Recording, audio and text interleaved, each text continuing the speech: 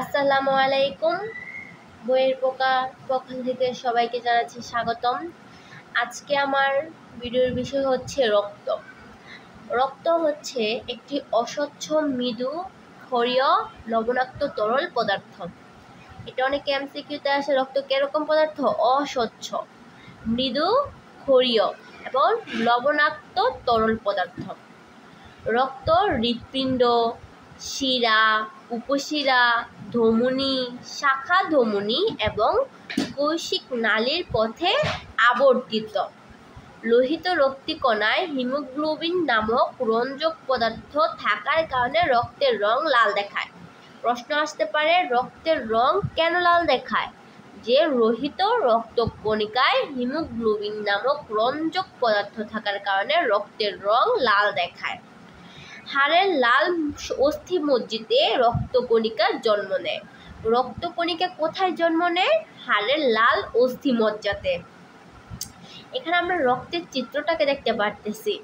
এইটাকে বলা হয় অনুচক্রিকা।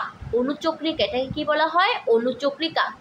তারপর এটা হচ্ছে শ্বেত রক্তকণিকা। এটা হচ্ছে শ্বেত রক্তকণিকা। এটা হচ্ছে রক্তরস। রক্তরস। তারপর রয়েছে কি? লোহিত রক্তকণিকা। লোহিত রক্তকণিকা। এটা হচ্ছে বিভিন্ন ধরনের রক্ত। আমরা যখন এই রক্ত দেখি সাধারণত মনে হয় একটা পানির মতো, অস্বচ্ছ, তাই না? তরল পদার্থ। এখন রক্তের মধ্যে যে উপাদানগুলো থাকে, যে বলছে যে রক্ত এক ধরনের তরল যোজক কলা। রক্ত কি? রক্ত হচ্ছে এক ধরনের তরল যোজক কলা। এটি রক্ত রস এবং কয়েক ধরনের রক্তকণিকা দিয়ে গঠিত। এটি গঠিত। এই যে আমরা পড়েছিলাম যে অনুচক্রিকা, শ্বেত রক্তকণিকা, রক্তরস ও লোহিত রক্তকণিকা, এইগুলোর মাধ্যমেই রক্ত গঠিত হয়। এরপর আমার রয়েছে রক্তের বর্ণহীন তরল অংশকে রক্তরস বলে। এখন এই রক্তরস কাকে বলে? রক্তের বর্ণহীন তরল অংশকে রক্তরস বলে। সাধারণত রক্তে শতকরার পরিমাণ 90% রস থাকে, মানে রক্তরস থাকে রক্তের মধ্যে 90%।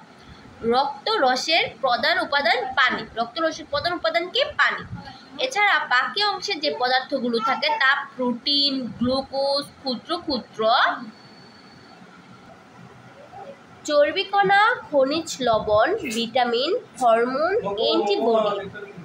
বজ্র পদার্থ হিসাবে থাকে কার্বন ডাইঅক্সাইড। অর্থাৎ রক্তের ভিতরে বজ্র পদার্থ হচ্ছে কার্বন ডাইঅক্সাইড, ইউরিয়া এবং ইউরিক অ্যাসিড ইত্যাদি। আমরা খাদ্য হিসাবে যা গ্রহণ করি তা পরিপাক হয়ে অন্ত্রের গোত্রে শোষিত হয়। তাহলে আমরা খাদ্য হিসাবে যা গ্রহণ করি তা কোথায় শোষিত হয়? অন্ত্রের গোত্রে। এবং রক্তরসে মিশে দেহের সর্বত্র সঞ্চালিত হয়। এভাবেই দেহকোষ পুষ্টিকর দ্রব্যাদি গ্রহণ করে দেহের পুষ্টি সাধন ও ক্ষয়পূরণ করে। তাহলে এই পর্যন্ত আমি আজকে শেষ করলাম। পরের ভিডিওতে আমি রক্তকণিকা, লোহিত রক্তকণিকার ভাগ সব কিছু আপনাদের কাছে শেয়ার করব।